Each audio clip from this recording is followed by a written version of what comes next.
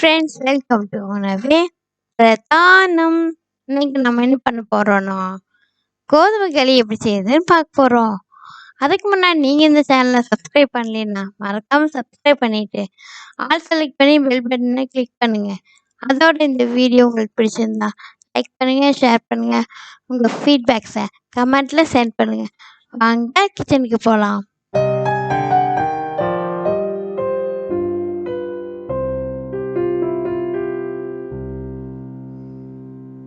நான் ஒரு மண் பானை எடுத்து வச்சிருக்கேன்.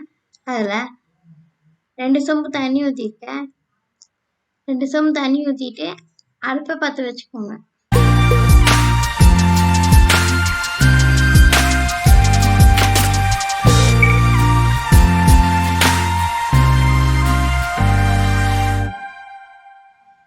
தண்ணி நல்லா காயட்டும்.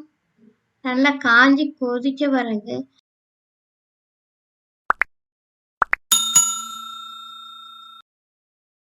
ஒரு கப்பு ரவை எடுத்துக்கோங்க. அதில் 1 கப்பு ரவை எடுத்துக்கிறேன். அது சம்பா ரவையாக இருந்தாலும் சரி, வெள்ளை ரவையாக இருந்தாலும் சரி. 1 கப் ரவைக்கு 1 கப் மாவு ஈக்குவலாக இருக்கணும் போர்ஷன். இப்போ ரவையை அது கொதிக்கிற தண்ணி உலையில கொட்ட போகிறேன். கொட்டி நல்லா மிக்ஸ் பண்ணி விடுங்க. ரவை வேகணும். ஒரு 5 நிமிஷம் வேக வைங்க. ரவை நல்லா வேகணும். ரவை போட்டதும் இது மாதிரி பொங்கி வரும். தீயை கம்மி பண்ணிட்டு நல்லா மிக்ஸ் பண்ணி விடுங்க. ஒரு 5லேருந்து 5 நிமிஷத்துல சீக்கிரம் வெந்துடும் ரவை. இந்த மாதிரி ஒரு கோல் வச்சு மிக்ஸ் பண்ணி விடணும் ரவையை வேகும்போது.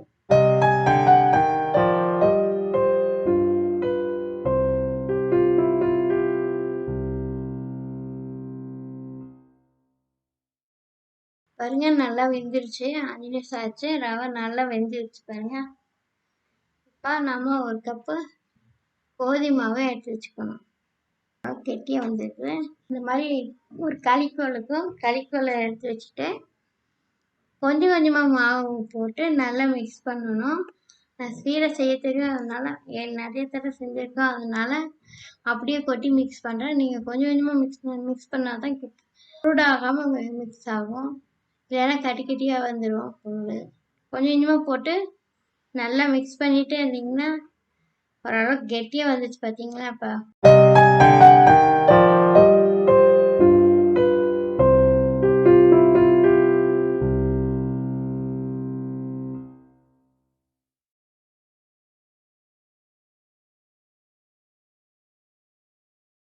இப்போ அடுப்பை ஃபுல்லாக சிம்மில் வச்சுட்டு தட்டத்தை போட்டு மூடி வச்சுருங்க.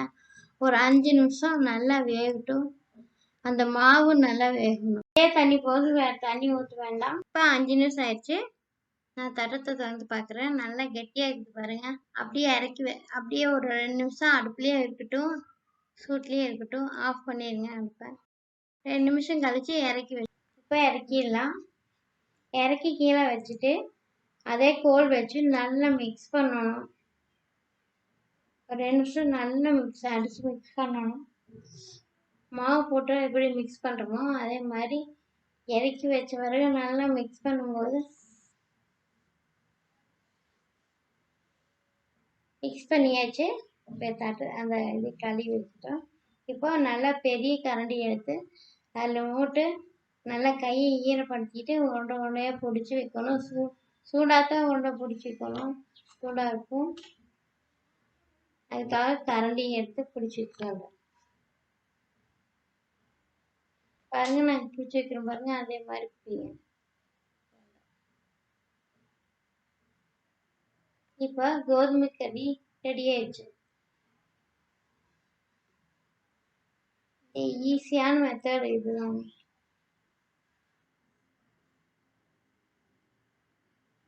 இப்போ சூடான சுவையான கோதுமை களி தயார்.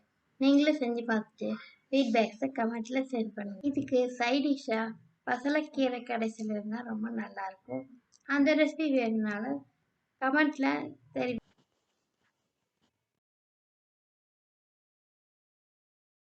கிங் ஆஃப் கார்ட்டூன்றவங்க நம்ம கோகா வறுவல் வீடியோ சூப்பராக இருக்குன்னு வந்திருக்காங்க. சூப்பராக இருக்குங்கான்னு அனுப்பியிருக்காங்க. நீங்களும் பார்த்துட்டு செஞ்சு பார்த்து எப்படி இருக்குன்னு உங்கள் ஃபீட்பேக்ஸை கமெண்ட்டில் சென்ட் பண்ணுங்கள். உங்கள் கமெண்ட்ஸு நம்ம வீடியோவில் வரணும்னா நீங்கள் இன்னும் சப்ஸ்கிரைப் பண்ணலைன்னா மறக்காமல் சப்ஸ்கிரைப் பண்ணிவிட்டு ஆல் செலக்ட் பண்ணி பெல் பட்டனை கிளிக் பண்ணுங்கள். அதோட இந்த வீடியோவை ஸ்கிப் பண்ணாமல் பார்த்துட்டு கடைசியாக ஒரு லைக் கொடுத்தீங்கன்னா உங்கள் கமெண்ட்ஸு நம்ம வீடியோவில் இடம்பெறும்.